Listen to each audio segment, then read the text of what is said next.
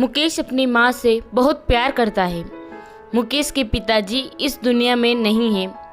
उसकी माँ हमेशा जब शादी की बात करती तब उसे डर लगता था। उसे लगता था कि उसकी पत्नी पता नहीं कैसी आए और माँ और बेटे को अलग कर दे। लेकिन अब मुकेश अपने आप को बहुत खुशकिस्मत मानता है क्योंकि उसको राधा मिली है।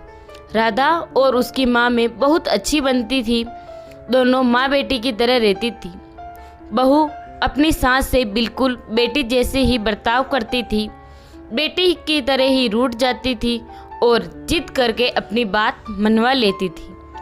मुकेश इकलौता लड़का है। मुकेश के पिताजी नहीं है।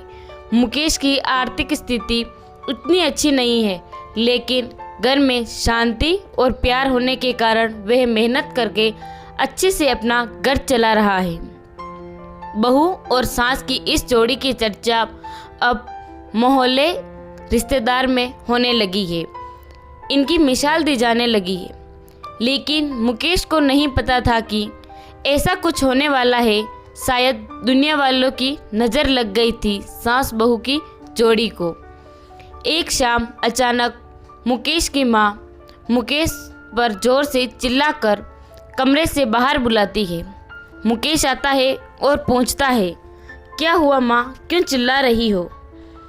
मुकेश की माँ बोलती है कि तेरी पत्नी को समझा ले, अब बस बहुत हो गया। मैं इतने दिन चुप रही, लेकिन अब मुझसे नहीं होता। वो हर बात पर मुझसे जिद करती है। इतने में बहू भी कमरे में आकर पूछती है, क्या हुआ माँ जी, आप क्यों परेशान हैं? माँ कहती है, तू चुप कर, मुझसे बात नहीं करनी। बहू कहती है, क्या हुआ, मुझसे कुछ गलती हुई है क्या? माँ बोलती है, तू अपना ये नाटक बंद कर और मुझे अब तेरे साथ नहीं रहना है। माँ कहती है, बेटा तू मुझे गांव छोड़ आ। मुकेश बोलता है, वहाँ कौन है और वहाँ क्या करोगी? माँ कहती है, वहाँ मेरा भाई है और मैं मजदूरी कर लूँगी, लेकिन अब इसके साथ नहीं रहूँगी। अब मुझे बची हुई ज़िंदगी वहीं गुजारनी है। बहू बोलती है, माँ जी आप कैसी बात कर रही हैं? हमारे होते हुए हमसे कुछ गलती हो गई है तो बताए। माँ बोलती है, तू तो मुझसे बात मत कर। तेरी माँ मैं नहीं हूँ। तेरी माँ वो है जिसने तुझे जन्म दिया है, पर तुझे कुछ सिखा नहीं पाई। बहू को थोड़ा बुरा लगा। माँ जी आप क्या कुछ भी बोल रही है? आपकी तबीयत ठीक है? बेटा बोलता है, माँ तुम आराम करो, हम शाम को बात करेंगे। माँ एकदम जिद पर अड़ जाती है, मुझे अभी गांव छोड़कर आ, अब मुझे यहाँ नहीं रहना। मुकेश और उसकी पत्नी को कुछ समझ नहीं आता, लेकिन माँ जिद पर अड़ी रहती है तो मुकेश को उसकी बात माननी पड़ती है और उन्हें गांव छोड़कर आना पड़ता है। घर आकर फिर वो अपनी पत्नी से बात करता है और उसे पूछता है कि तुमने उन्हें कुछ कहा क्या जो माँ जी इतनी बिगड़ गई? पत्नी बोलती है, इस उम्र में अक्सर यह होता, चिड़चिड़ापन आ जाता है। हम 2 दिन बाद माँ जी को वापस ले आएंगे, आप चिंता मत करें। 2 दिन बाद फिर बेटा और बहू गांव जाते हैं। बहू को देखते ही माँ फिर से चिढ़ जाती हैं। कहती है, तेरी हिम्मत कैसे हुई मेरे सामने आने की? मैं मर जाऊं तब भी तू मेरे पास मत आना, मुझे हाथ मत लगाना। बहू को ये सुनकर जोर से रोना आ जाता है। वो रोते हुए कहती है कि आप ये क्या अनाप शनाप बोले जा रही है? मैंने ऐसा क्या कर दिया जो आप इस तरह नाराज हो गई?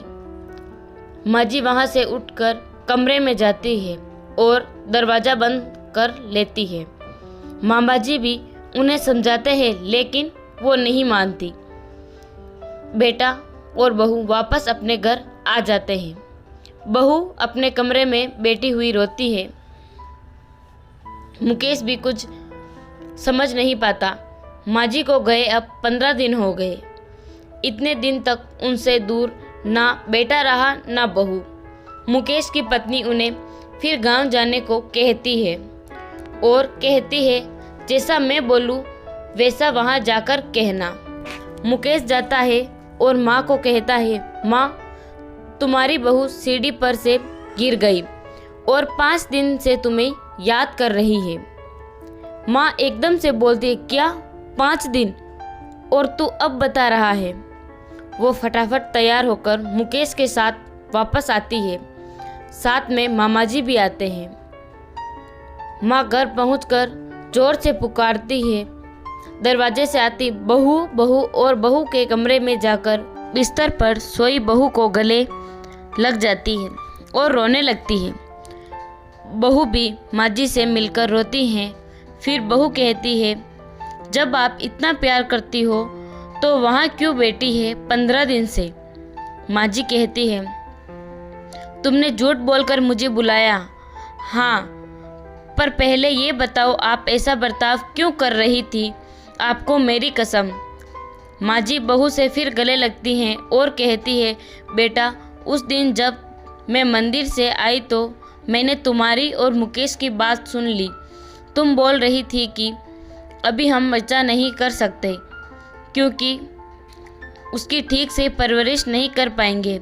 मैं तुम दोनों पर बोझ बन गई। मेरी वजह से तुम ना जाने कितनी चीज़ों से समझौता कर रहे हैं।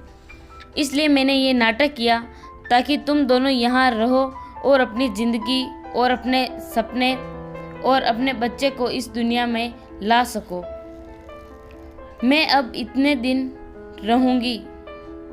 बहू और मुकेश दोनों भी माँ जी की बात सुनकर रोने लगे। बहू बोलती है, अगर दोबारा ऐसा करोगी तो हम कभी अपना बच्चा नहीं करेंगे। मुकेश कहता है, माँ अब तुम भी यहीं रहोगी और दादी भी बनोगी। हम साथ रहेंगे तो सब अच्छा होगा। फिर माँ जी वहीं अपने बेटे और बहू के साथ फिर रहने लगी। मुकेश और राधा उनका ख्याल रखते हैं। धीरे धीरे मुकेश के काम में तरक्की हो रही।